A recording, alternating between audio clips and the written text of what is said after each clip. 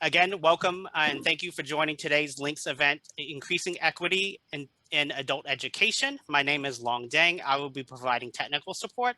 So if you have any issues, please feel free to message me in the chat.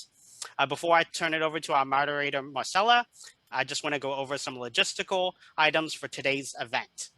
And so as we want this event to be interactive and engaging, please, if you have any comments or questions, feel free to enter them into the chat or use the raise your hand function and we will call on you to chime in out loud. With that being said, I will hand it over to Marcella. Thanks so much, Long. I appreciate that.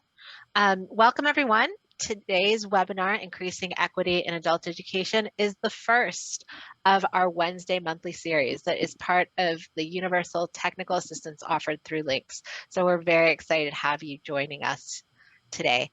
I'll introduce our presenter today in just a moment, but before I do, I wanted to turn it over to Travis Combs, who is the branch chief of Applied Innovations and Improvements branch of OCTAE, to say a few words of welcome. Travis? Thanks, Long. Thanks, Marcella. And thanks, everyone, for joining us today for the Increasing Equity in Adult Education monthly webinar. On March 15th, OCTAE announced a new opportunity for states to receive high-quality technical assistance through the Links Information and Communication System, Links. Today's webinar is the first in a series of monthly webinars that Links resource collection team will be offering as a part of the Universal Technical Assistance. The Universal TA will focus on topics of shared need across all states. Today, we look forward to a webinar on equity, which we all know is a priority of state offices and local programs. Advancing equity is also a priority of the administration, which is reflected in the executive orders and memorandum that the president has issued. You'll see these directives referenced throughout the presentation. One I'd like to highlight is the Advancing Racial Equity and Support for Underserved Communities through the federal government. This executive order intends to pursue a comprehensive approach to advancing equity for all, including people of color and others who have been historically underserved, marginalized, and adversely affected by persistent poverty and inequality. The other is a memorandum on condemning and combating racism, xenophobia, and intolerance against Asian Americans and Pacific Islanders in the United States. Then the last is the Federal Register, preventing and combating discrimination on the basis of gender identity or sexual orientation. I'm excited to be here today, and thanks to the Links resource team for organizing these Universal TA webinars, and to Daquana Harrison for joining us today to share her expertise on this critical topic. And I'll turn it back over to you, Marcella.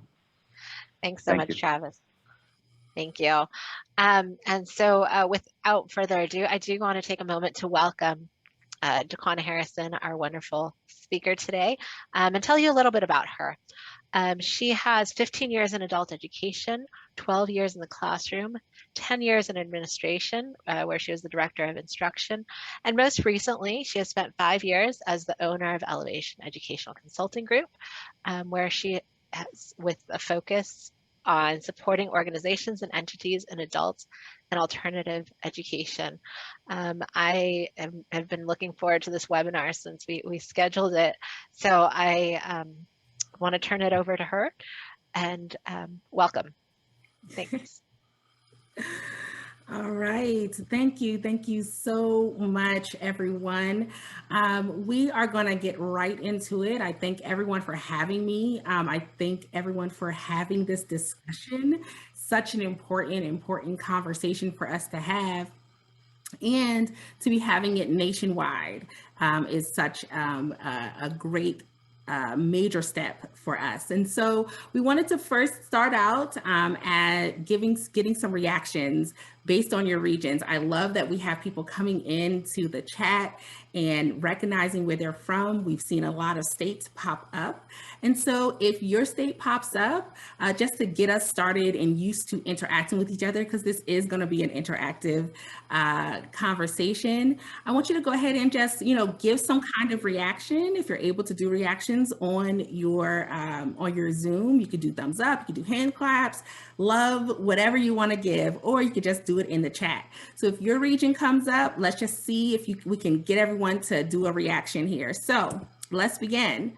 We have the Western region. So I've seen Alaska. Hey, Alaska. Big shout outs to Alaska. If any other people are from this area in this region and they want to give a shout out, I see Adrian saying Oregon, representing Oregon. Awesome. So keep the shout outs going. Next, we have the Midwest Atlantic region. I know you're not used to that coming next, but that's next for us. So here we are. We have Michigan, Pennsylvania. I just saw someone say Washington. That was our last one. So yes, if you're from Iowa, yay! Say hi. I see people coming on to video. I see thumbs up from Elisa. Thank you all. See, this is exactly what we're going to need is a full interaction for this conversation we're going to have today. So next up is the Southwest. So we are talking Texas. We're talking Utah. So where are folks from this area here? Nevada. There's Arkansas represented. Hey, Arkansas, I'll be talking to you all soon, actually. I see a whoop whoop from someone. Love it. Awesome. Let's keep moving. So finally, we have the Southeast region. I say finally, but sometimes you have to save the best for last. I am biased and I'm okay with that bias. I'm originally from South Carolina, so I'd love to see if anyone is here from South Carolina. And I've been in the DC, Maryland region for a very long time now, and absolutely love being in this area. I see North Carolina represented. My dad lives in North Carolina. Hey, Charlotte. So yes, if you're in this region, give a shout out. Thank you so much for jumping straight into the chat. I know we have educators on the line now because the chat is blowing up and interactive. Thank you all so much for this. So let's jump right in. Now that we have acknowledged where we're from, I want to start again with a thank you. Thank you, but this is from your students, the students of your state, for being here and for investing in the idea of equity. So we're just at the idea phase. Hopefully most of you are past that in your states, but we are going to be talking a lot about just the idea of equity and what it could look like. So we're going to start out where Mr. Combs already put us, and that's with one of the executive orders. And so we really wanted to start here to make sure that we really understand, what the focus is and how to make that focus happen. So I'm going to read here. At equal opportunity is the bedrock of American democracy, and our diversity is one of our country's greatest strengths. But for too many, the American dream remains out of reach. That is from an executive order released on January 20th, 2021. So throughout this presentation, we'll be mentioning the executive orders. And so we just wanted to acknowledge this first one. We know that many of our students can be defined by this quote. Our students are the many for whom the American dream is out of reach. But we continue to change that here in adult education. As we start this conversation, please hold a few students in mind. Hold a few students in your mind who would be helped if we were able to remove barriers to their education. If at any point you feel stuck, uncomfortable, unsure, mad, bothered, overwhelmed, discouraged, defensive, downtrodden, or any of those negative feelings, go back to the thoughts of those students. Those students are your anchor, your base, your safe place, and your reason why. Also, remind yourself of the other challenges that we've had in our field and other fields that you've been a part of. Remember how at times the change you were looking at felt troubling, it made you worry, and yet now that change is regular and you see it as a positive effect. We hope that changes occurring with equity will have the same phase. Worry, concern leads to normalcy, leads to positive outcomes for all. So I just want to acknowledge that we have the executive orders here in the chat for you in case you want the full executive orders. We will not be quoting the entire executive orders here, but we hope that you definitely look at these executive orders and understand where we're coming from with them. All right, so today's discussion will ask, how could your state's systems provide more equity in adult education? From your position, how have you supported and how can you support equity in adult education? And what does your state need in order to be able to bring more equity to adult education? These questions and discussions today will hopefully be a booster shot to what you've already been doing and what you need to do moving forward. Think of this as one of the first steps in building our capacity in equity and the support of the recent executive orders and how they focus on equity, one of which, of course, we've already quoted. So let's move right in to a major important definition. So this is a big one, and it's not only about using the right word, but it makes us really contemplate how we need to change our thinking about how we provide education. So equality versus equity. That's a really big question quite often. And so we wanted to start here and note that equality equals sameness, right? So it only works if everyone is starting at the same point.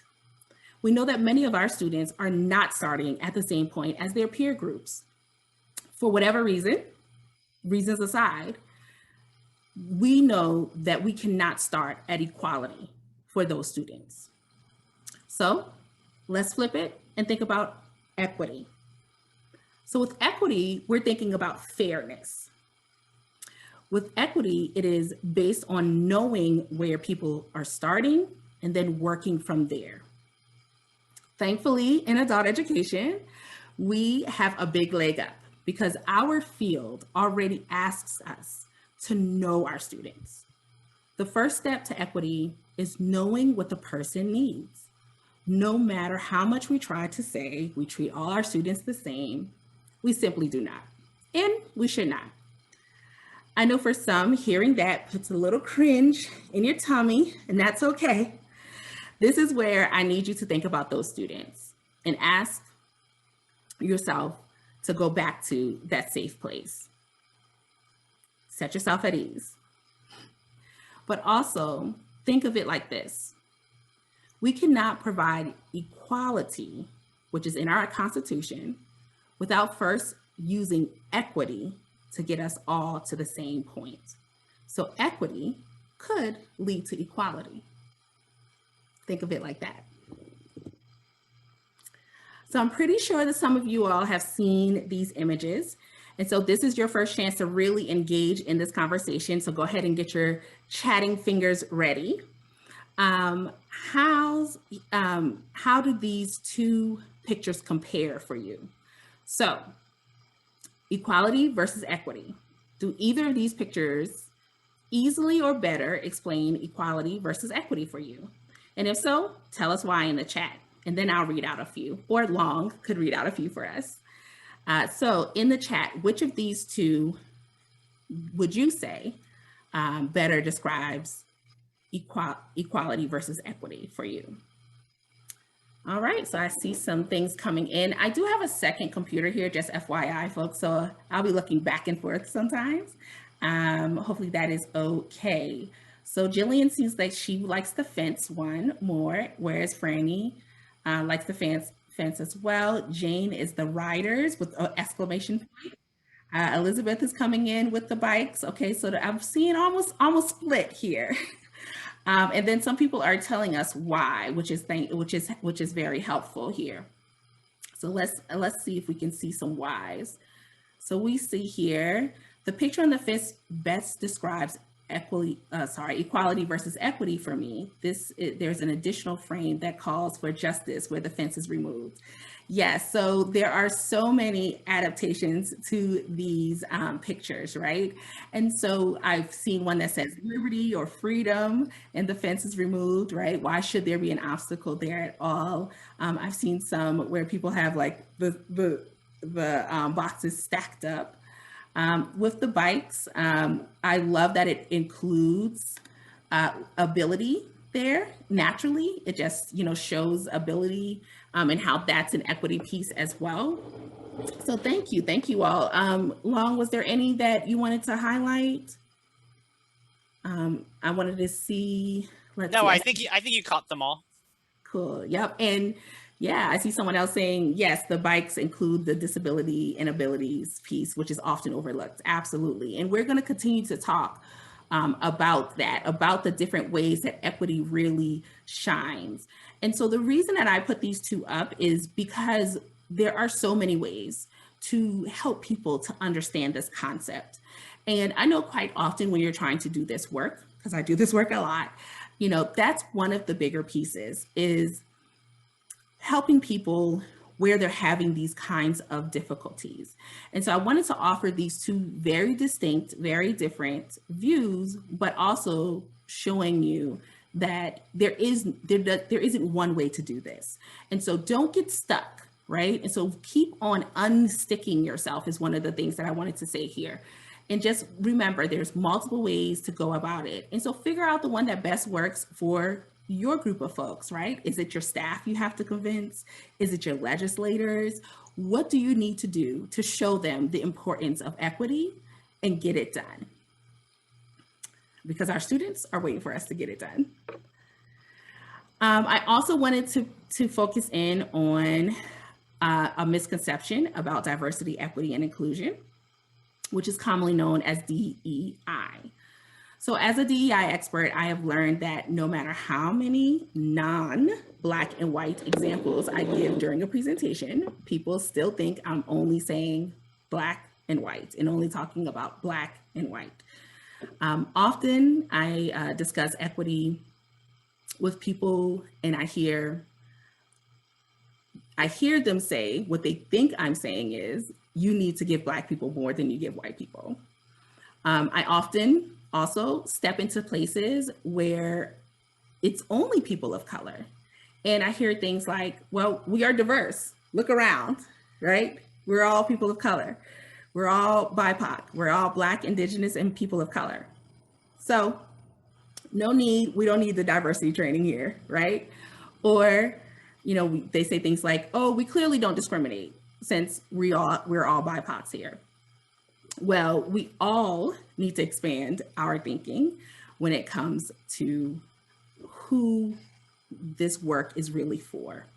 We need to expand our thinking of other groups and marginalized people. And marginalized people are people who are not in the dominant part of social structures and have limited power in the structures. And so we will discuss many forms of equity today, yet and still, it should be absolutely focused on with race as well. We cannot talk about equity in America without also acknowledging race and ethnicity, because it's a main factor to why we have inequalities in America. And so while we are definitely going to expand our thoughts and ideas of what diversity, equity, inclusion is, we also don't want to just push out the race piece, because that is important as well. So here we are. We have some of the multiple ways that you can see equity. And so kind of going from the top left around, we have here ability. So we've already kind of mentioned that with the bike example, but ability could be mental or physical differences. We then have gender identity, gender expression, sexuality, all which can be different for the same person. Next, we have to acknowledge rural versus city, right? Even as I saw the cities and states rolling up there, I saw people coming from many different rural versus city versus suburbs versus who knows what to call it next, right? And so remembering that those folks have different needs, right? Then we have, of course, religion and traditions to be considered, and income, right? Multiple different ways that income shows itself, especially when we're talking about our work in adult education or education in general, really, how income really affects how you can engage with the education, how much time you have for education, if education is an expense that you can afford, right? And so multiple levels there of different ways that diversity, equity, and inclusion can be and should be thought of. All right. Here we have another quote from an executive order. This is the executive order on preventing and combating discrimination on the basis of gender identity and sexual orientation. So here it is. Adults should be able to earn a living and pursue a vocation knowing that they will not be fired, demoted, or mistreated because of whom they go home to, or because how they dress does not conform to sex-based stereotypes. So again, we've given you the entire presentation. The entire executive orders. So take some time to really read into those if any of them specifically interest you. All right, so here's our first chance to really see what you all are thinking when it comes to your state and equity. So our first question here is, how could your state's system provide more equity in adult education? So let's use a poll to see what rises up to the top for us. We are going to have, let me move this a little bit. We're going to have your top 2 to 3 is what we would prefer. We know that it might be hard, but if you can do your top 2 or 3 here, you should have had a poll that popped up for you. And at this point, we don't want you to worry about if or how it could happen, your personal feeling about it, the funding needed, or if it will be useful for you in your work. So in that last one, we're not centering it on ourselves, right? We're centering it on the people who need it. All right, so let's get that rolling and see where we come up with for our multiple choice.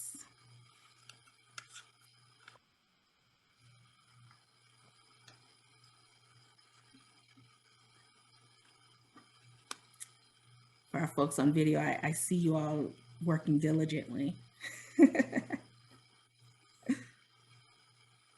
I know my screen is covered right now. That is just the poll coming up here. I'm gonna remove that for myself. There you go, in case you need to see that.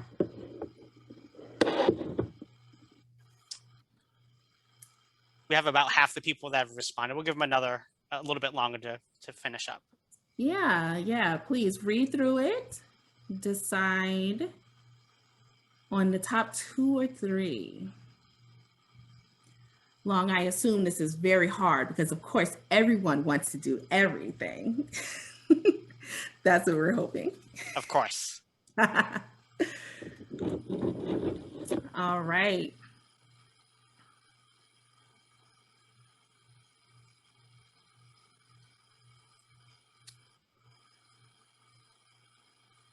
So as you all are finishing up here, of course, our hope is that with this question, you can begin to think about places where you can start to remove obstacles for your students and your programs.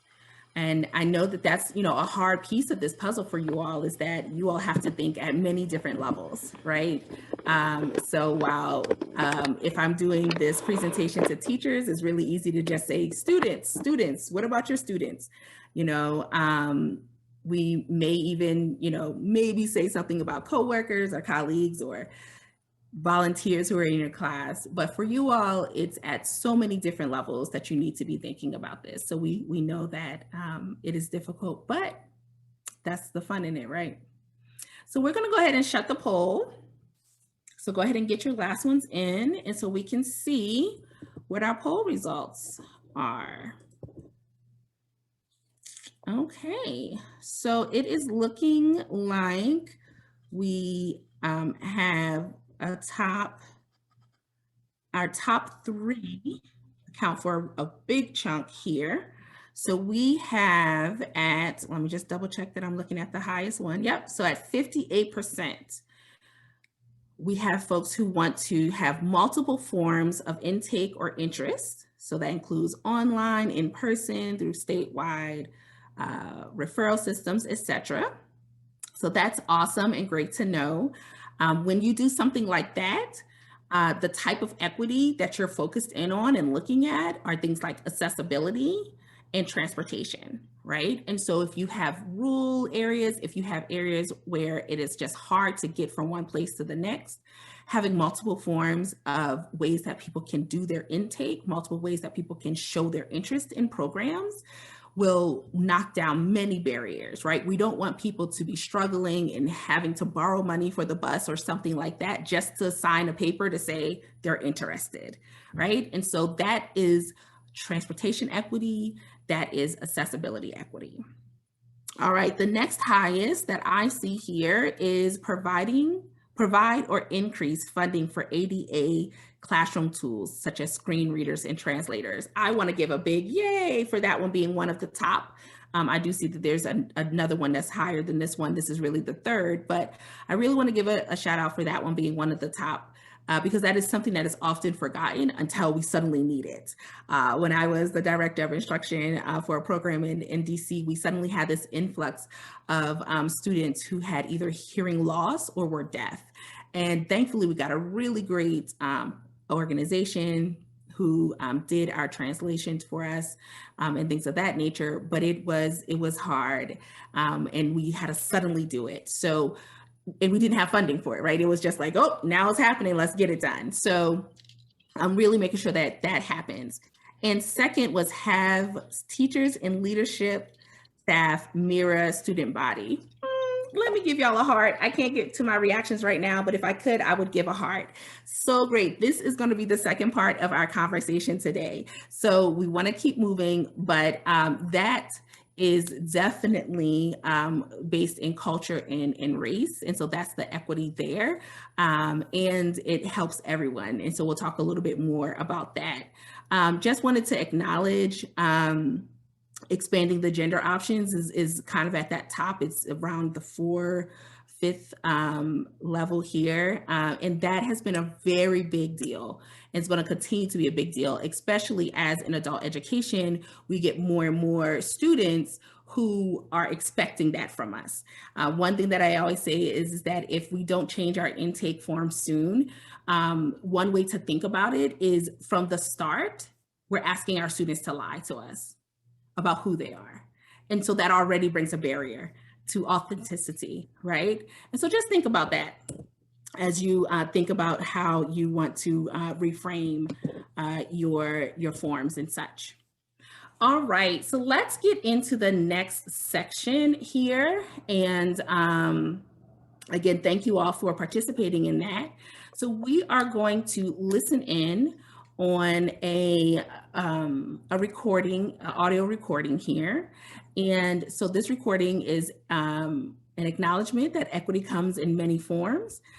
So we're going to listen to Digital Equity, Exploring This Modern Civil Right, which can be found on links. I do want to acknowledge that within the chat, you now have the link for this, which is the full broadcast. We will not be listening to the full broadcast here. And if you are looking for reasons to focus on tech equity, this podcast will give you tons of examples. And the examples include rules, city, correctionals, etc. So let's go ahead and listen in to this. It's going to be just over a minute and a half or so. And I want us to get to all of it, all of what we want to do. So I may cut it a little short, but you'll definitely get the point of where we're coming from here. All right, let's listen in. Of course, rural areas are not the only places where digital access is a problem. When at a very base level, you have 1 in 4 Americans, almost 62 million of them, who do not have access to the internet, just the internet in their homes on a daily basis. Chika Agu is a principal with McChrystal Group and former CEO of Everyone On, a national nonprofit focused on bringing the internet to everyone, everywhere in the country. About 12 million of those people who can't get online live in rural areas, but 50 million of them live in cities like Chicago and New York. These are people who can't apply for jobs. These are kids who can't do their homework. These are seniors in high school who can't apply for college. And the one thing that we see in today's technological age is that no matter what the issue is that you care about, whether it's education, whether it's healthcare, whether it's job access, all of them now go through the internet. So you've got to make sure that people are connected to the internet if they're going to be connected to the other parts of the American dream that are why people come here and live here and stay here. All right. So I'm pretty sure we know and understand that, especially when it comes to technology and what we just went through with adjusting for COVID. So I wanted to give enough time that we could possibly hear if people have any stories that they would like to share about how their state has already done some corrections when it comes to tech inequities. So wanted to see if there's any volunteers out there, any brave hearts who would like to share. So you can unmute yourself, or you can raise your hand and unmute yourself and tell us how your state has begun to correct tech inequities. And it's okay if you didn't think of it as a tech inequity. And so if you have a story to share, go ahead and share. All right, I see Latoya Newsome first, and then Stephanie Patton. Thank you, both of you. Latoya, go ahead and unmute yourself and let us know about this tech equity that you're doing. Absolutely. At the outset of COVID in our correctional facilities, we in Tennessee were in a place where we were unable to go into these facilities and provide services.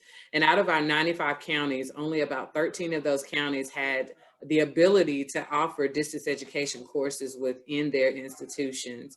So we've partnered with a company, American Prison Data Systems, to offer wireless-based tablets for individuals in correctional facilities. So that's one way that we're addressing the equity in our state. Thank you. And correctional facilities. So big high five for you all for that, right? And I really challenge anyone who is not thinking about the correctional facilities to do so. But also, if the correctional facilities can figure it out, wow, our programs absolutely should be able to figure it out, right? All right, so let's go. Thank you, Toya, for that. Let's go to Stephanie. Stephanie?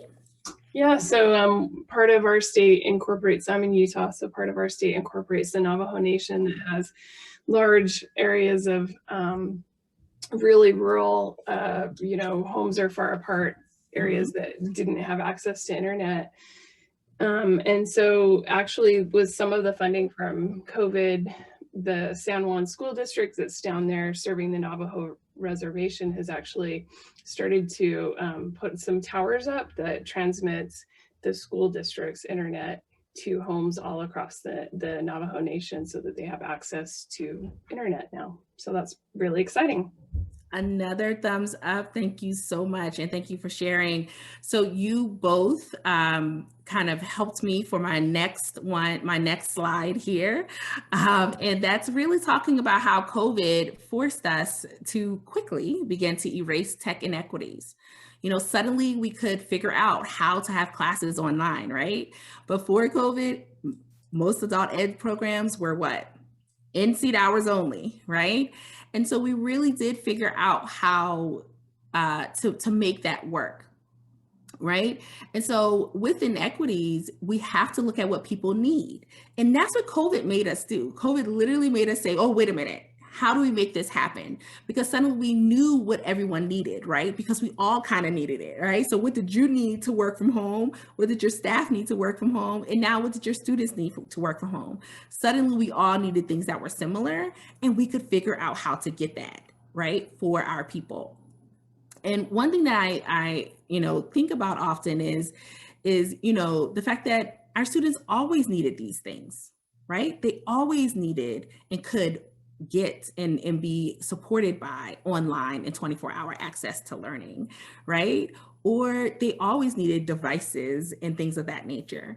And by no means am I saying it was easy. I know that it was hard. So I know that you all worked diligently to get Wi-Fi, devices, creating different schedules and all types of things in your cities and states to ensure that your students were able to do it, but you were able to figure it out. And that's what I want us to be thinking outside of the box without the fear of a pandemic, right? So the way that I want you all to think about this is how many students had to find funds for transportation to get to class before COVID, right? How many students couldn't attend class due to childcare before COVID? How many students left your programs, didn't complete because of a job or schedule change before COVID? And things that we did because of COVID would have supported all of these students.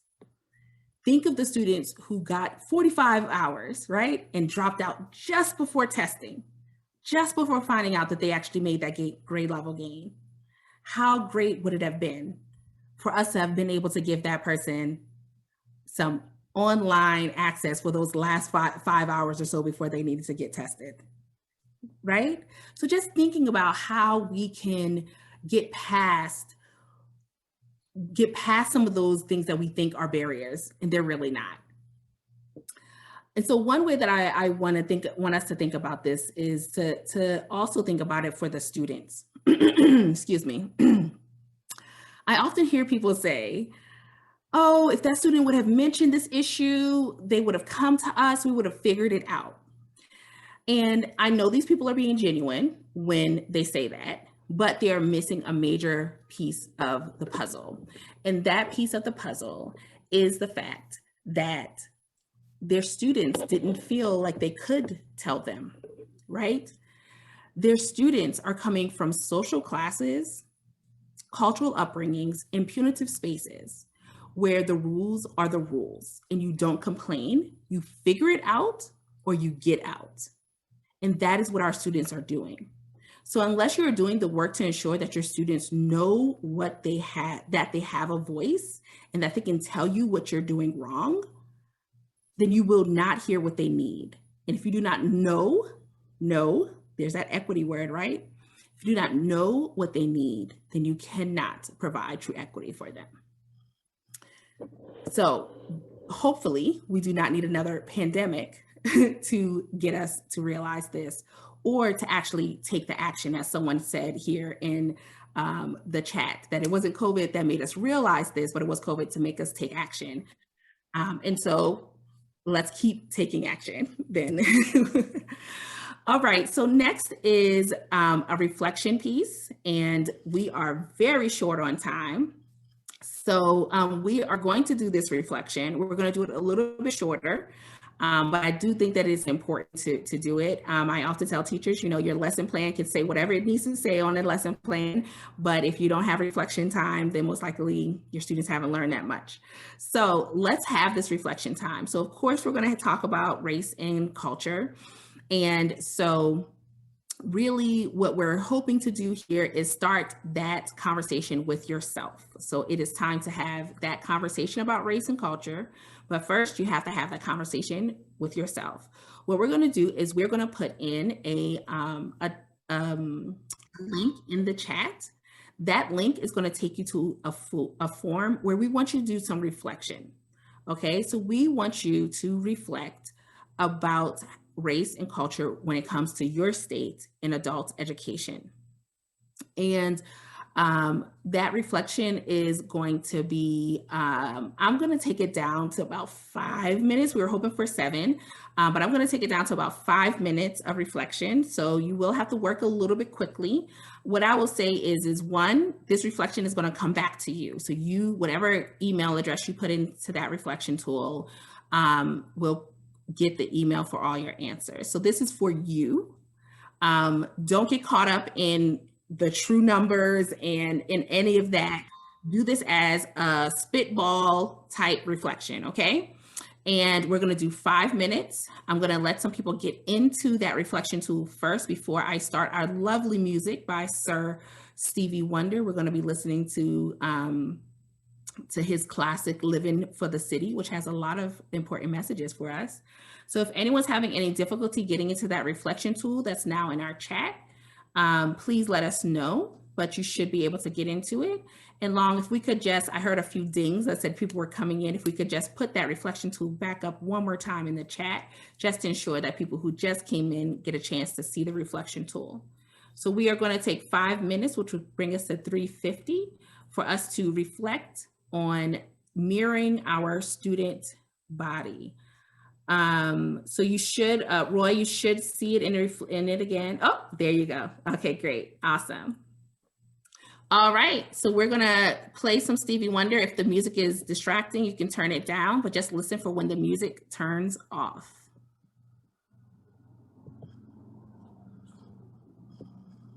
A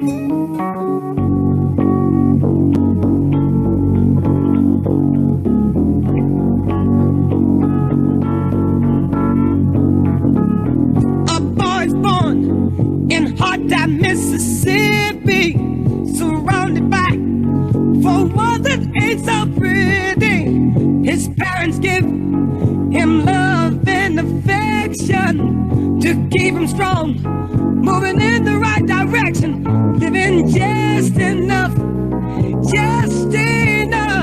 for the city.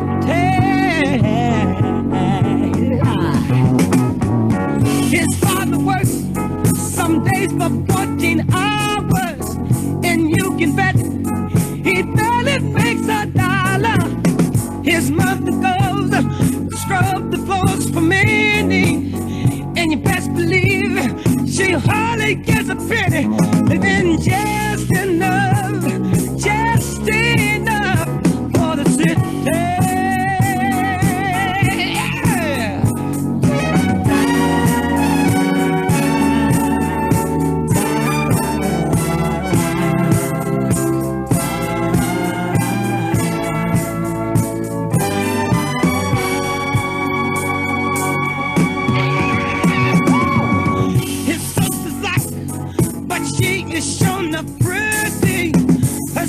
Short, but Lord, her legs are sturdy.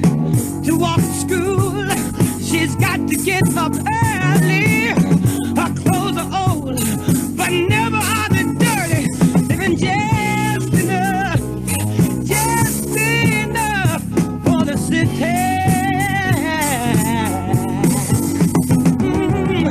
My brother's smart, he's got more sense than many. His patience long, but soon he won't have any. To find a job, it's like a haystack needle. 'Cause where he lives, they don't use colored people. Living just enough for the city.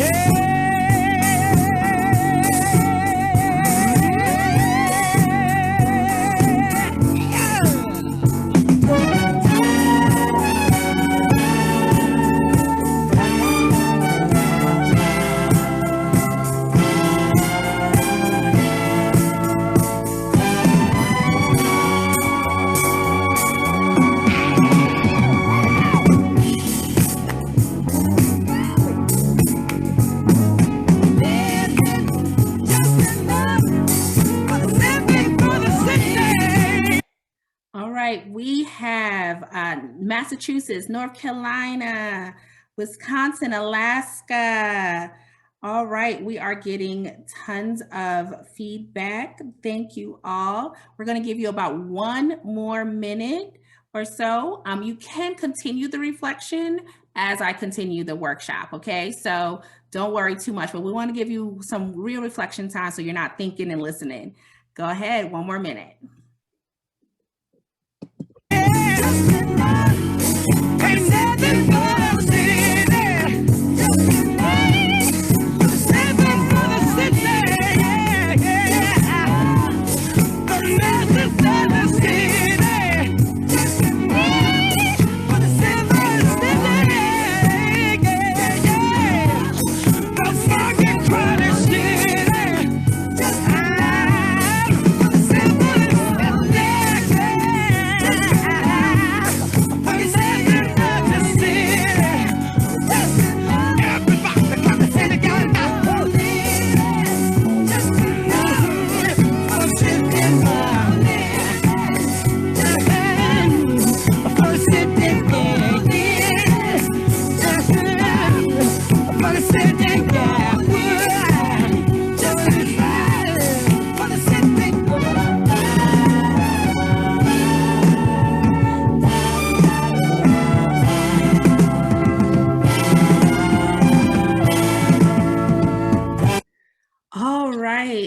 right, come back to me if you're done. If not, continue and just listen on in.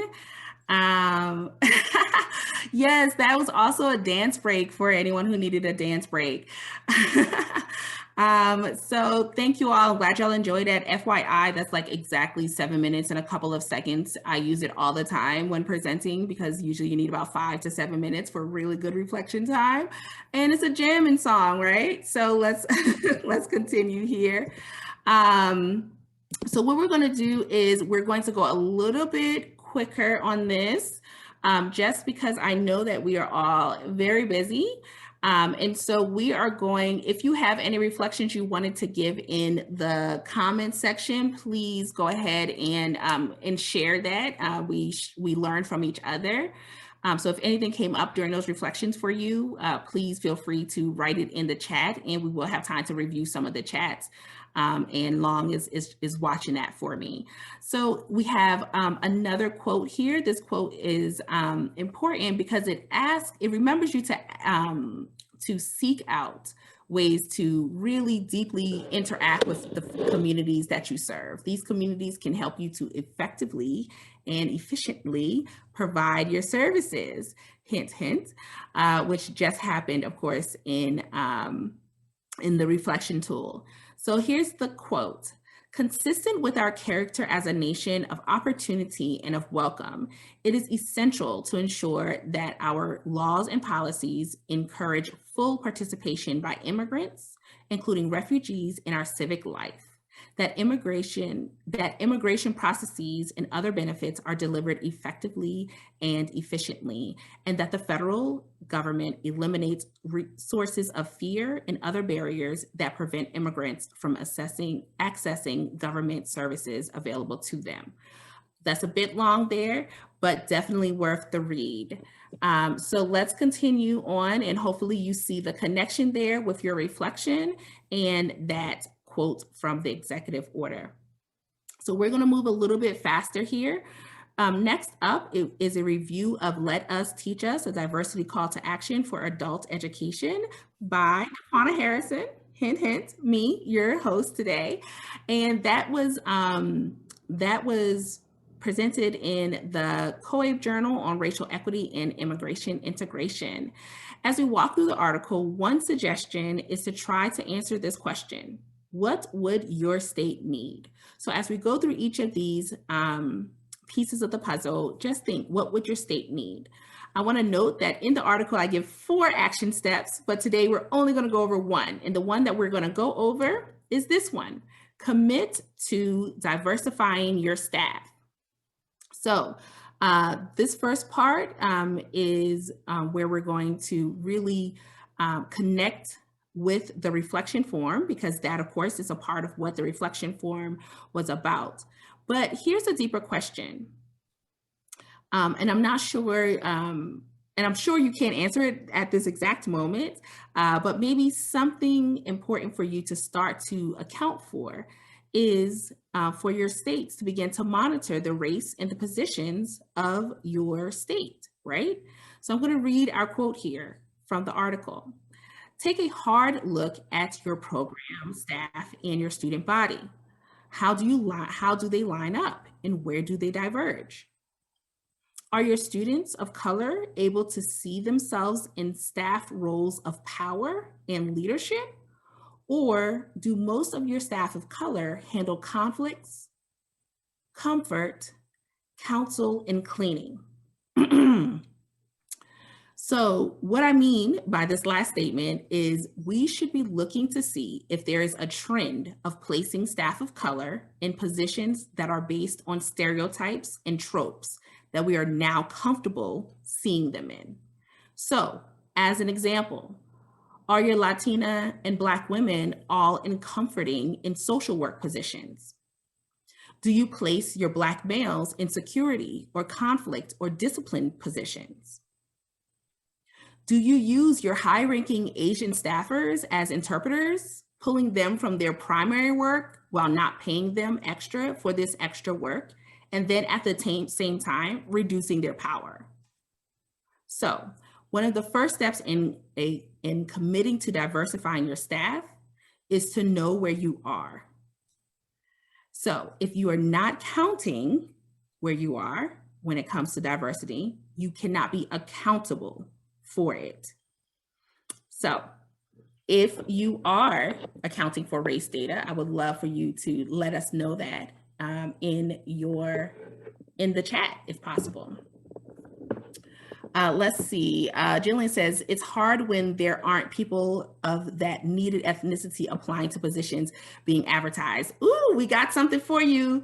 We got something for you. The question is are you connected to the spaces and places where those people are? That's the big question, right?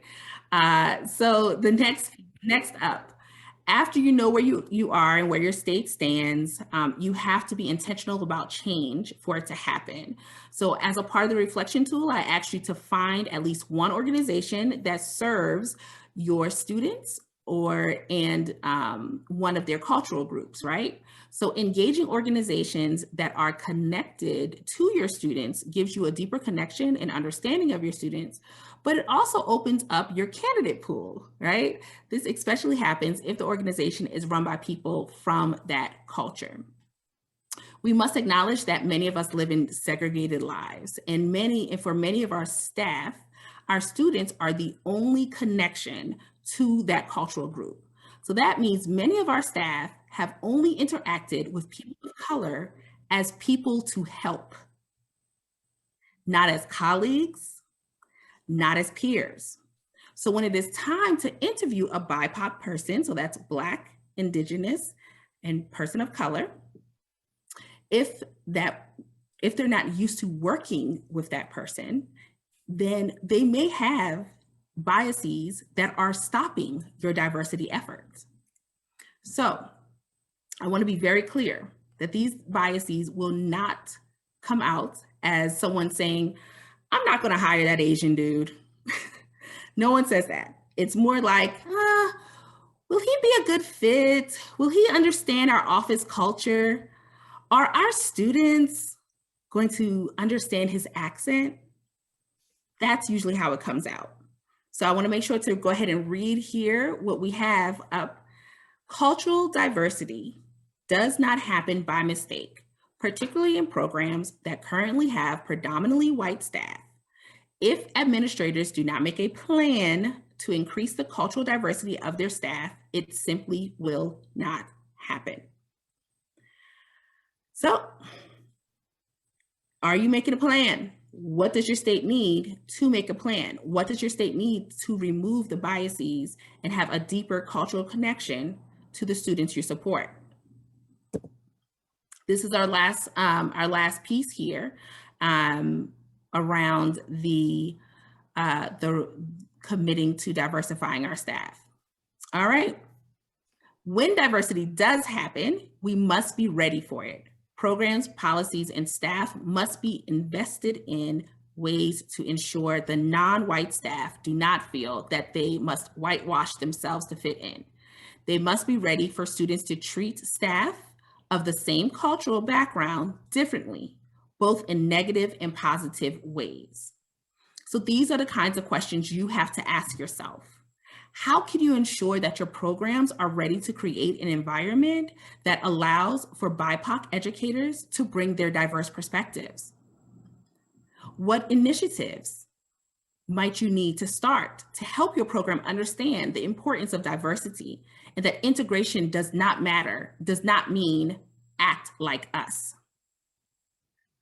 How will you make sure that your programs are ready to combat microaggressions, which I see in the comments here, from staff and students alike? Remember that the biases and negative stereotypes about BIPOC have affected all of us. Our programs need to be ready for students who do not want staff from different cultures, including their own culture. Remember when we tackled the new GED in 2013, 2014, 2015, 2016? Do you remember that? Remember how it was not one shot. It really came out in 2014, right? But we continue to work hard to make sure that we got that done, right? We were able to find educators who were refusing to upgrade their teaching and do something about that, right? We gave them the resources they needed, right? We began to reestablish what passing looked like, right? When the GED changed. It wasn't easy, but we did it, and we continue to do it. We deemed it important enough to give professional development and trainings year after year, and we will have to do the same when it comes to equity and diversity. Now, I'm showing you bits and pieces, right, of this. I could have showed you the whole thing, but instead I gave it to you in small pieces so that you can digest it. As we finish out today, we want you to know and to think about what your state needs. We want you to make sure and understand that there are bits and pieces sometimes that you're going to have to show. It may not be that you can do it all at once. We're going to put in the chat another reflection form. And that reflection form is actually for you to think about truly what type of equity supports do your state need. So that links and AIR together using the 3-tiered model and can begin to really provide you with the support that your state needs for equity and where you want to go. So we have that link there. We want you to really think that through. And I left this up so that people can kind of take it in holistically as I gave it to you in bits and pieces.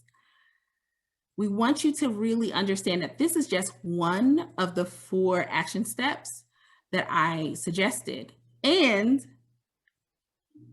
I can tell you there's so many more action steps that can be done and should be done. And so do not limit yourself to what we have here on the screen, nor what I wrote about. I want to keep going. I think, do we end at 4 or 4:15? I've heard. You have about 4:15. It is 4:15. Great. So as you all are doing that form and thinking about what your state needs, we're starting to wrap up here. I am going to go back to our comments to make sure that I get a chance to acknowledge those comments. So Long, if you have some that you want, I'm going to come back to the chats in a moment. If there's some that we know that we need to look at. Okay. I want to end where I ended my journal article, which is with a challenge. So I'm going to read this out, and I hope that each of you really take this in. I challenge the leaders among us to commit to having an administrative and teaching staff that truly represents our students and gives students more than just a handful of teachers who understand them. Students who have teachers who look like them in the building are able to bring more of their true selves to the classroom. Students want and need teachers who they do not have to teach or explain their lives to. You should want the same for your students. And so that is our challenge to you. How can you ensure that you are supporting and giving equity to our students, knowing and understanding that many of our students come from marginalized spaces? And again, we're not just talking race, even though that is an imperative one. And so really thinking through, how can you support your your students through your teachers, through your policies, and the other ways that you're engaging with them. So I'm going to leave this up, and I know that people are looking at the reflection form. thinking about ways that links can support them in their equity work. I am going to pull up here my other device so that I have a chance to really see what people are saying here. And Long, if there's any that you know that I probably want to, that we probably want to highlight and look at, you're welcome to let me know. Yes, there is one from Therese Craig. She said that during a presentation that they attended today, the presenter challenged attendees to stop blaming people not at our organization for why they aren't there, but look and commit for recruiting at least 2 or more people from diverse groups by identifying why we are not attracting them. So good. Yes, absolutely. That is a good question. So why are you not attracting them? Yes. One thing that I do sometimes when I am providing technical assistance to, usually at the program level, is we look at the census data and say, you know what, let's see, because of course in adult ed, we might have a higher percentage, maybe of an ethnicity or of some group because of their need, right? And so as an example, I live in the lovely county of Prince George's County, Maryland, where we have refugees from Afghanistan quite often, those who have supported us in the multiple wars, right? And so we have much more Afghani folks in our adult ed programs than we do in our state. But if we start to at least look and see in the census, like how many people are actually literally there, right, from this group, at least that's a starting point. So maybe the real percentage is closer to 2% in Maryland, and you know our program's percentage is 75. So you need to at least be able to make what your census has, right? And you have to do the work for it. You have to do the work for it. And it is okay. This goes back to the equity piece. This goes back to the boxes. This goes back to the bikes. It is okay if you have to work a little harder to get staff that look like your students. Do the work. That means you might have to put out your application in places and spaces that you hadn't in the past. And also, quite often people say, no, I can't put it anywhere except for where my state says. It's the rules, it's the regulations. And what I say is something that is from the social justice sector, where we say quite often people use process to hide from progress.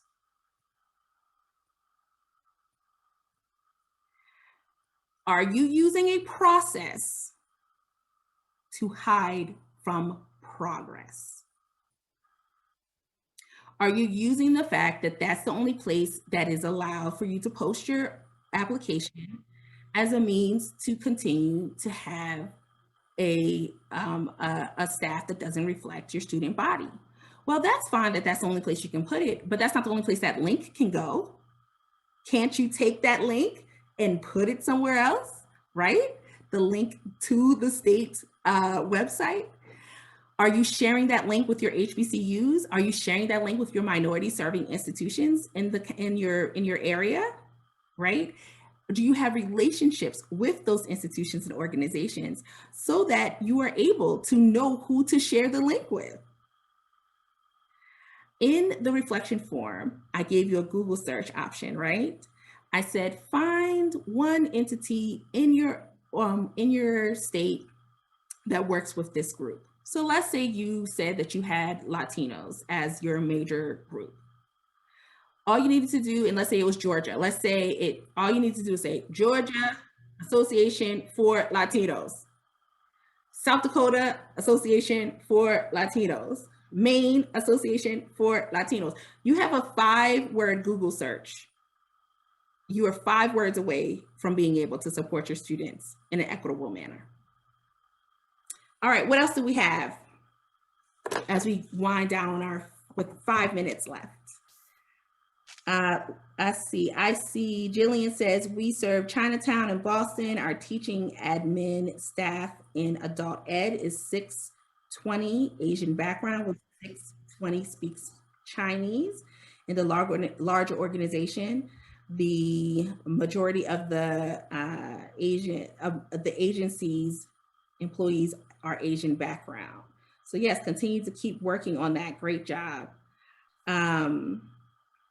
Yes, thank you. Thank you, Sharice, for putting that up there at 4 o'clock. I just, I went back and forth about knowing the time.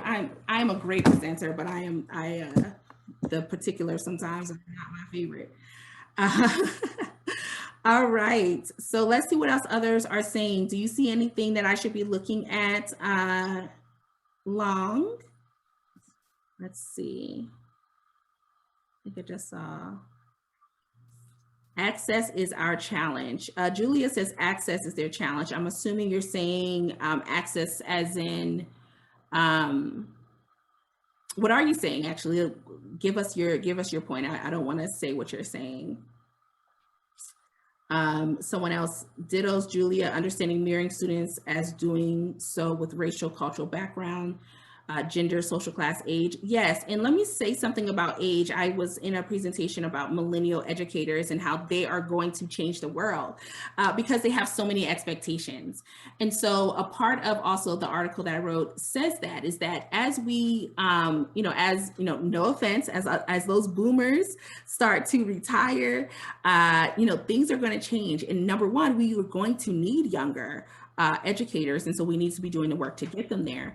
But a part of the work is that they expect this to be a full career, right? They don't expect to be taking on 3 or 4 jobs to manage one career. They're not expecting to have to explain to their boss why they put their pronouns in the back of their name, right? And so we really need to start making those changes now so that we can actually hold tight to the great younger educators that we have coming in. And from that presentation, I learned that I believe it's the Gen Z and millennials are the most diverse, ethnically and linguistically diverse generation in American history. And so if we just really work hard on just getting more younger folks, we'll right then be able to start to diversify our staffing. Let's keep going. So love and support are given to all that's a part of the human family in our program. We understand our students many ways. Let's see. Ooh, let's go back up. Many ways being white doesn't mean we don't. Absolutely. And that's, I want to make sure that no one thought this is what I was saying. Absolutely not. What we are saying here is that when you provide more diversity, when you explicitly become more inclusive, it supports and helps everyone. It stops your students from having to teach your teachers, right, about them. Instead of having to, we want to know our students, but we don't need to know them to the level that they have to explain to us their hair or why they eat a certain thing or these other things. Where that should really happen is in peer-to-peer conversations. And again, many of us live very segregated lives. And so one way for us to support that is to have a more diverse staff. In that break room, during that curriculum training session, etc. That's where the learning should happen for our teachers, right? That's where they should be better understanding how a person's culture may interact with the work that we're doing. So by no means are we saying that our white colleagues cannot support our diverse students. Thank you so much, Daquana. And as Daquana has here on the screen, thank you to all of you for spending time on your craft. Just a little bit more about Elevation Educational Consulting Group, Daquana's organization. Their mission is to elevate the effectiveness of educators, workforce professionals, and organizations in the field of education. EECG devotes its energy to passionately supporting organizations of all sizes through customized supports and strength-based practices. I love it. If you do want to get more information on them, they can be reached at www.elevationed.com. The phone number to reach them is 301-799-5281. And Daquana has very generously offered to field any additional questions if you just email her at dharrison@elevationed.com. With that, I wanted to conclude by sharing some resources that are available to you. The first two are available through links. We have some COVID-19 resources for adult educators. In the links resource collection, you can also find the digital equity podcast that we heard just a bit of a little earlier in today's session. I also wanted to draw your attention to a few executive orders on equity that the administration has released. Specifically, there's one on advancing racial equity and support for underserved communities through the federal government. The other is preventing and combating discrimination on the basis of gender identity or sexual orientation. And last but not least, restoring faith in our legal immigration systems and strengthening integration and inclusion efforts for new Americans.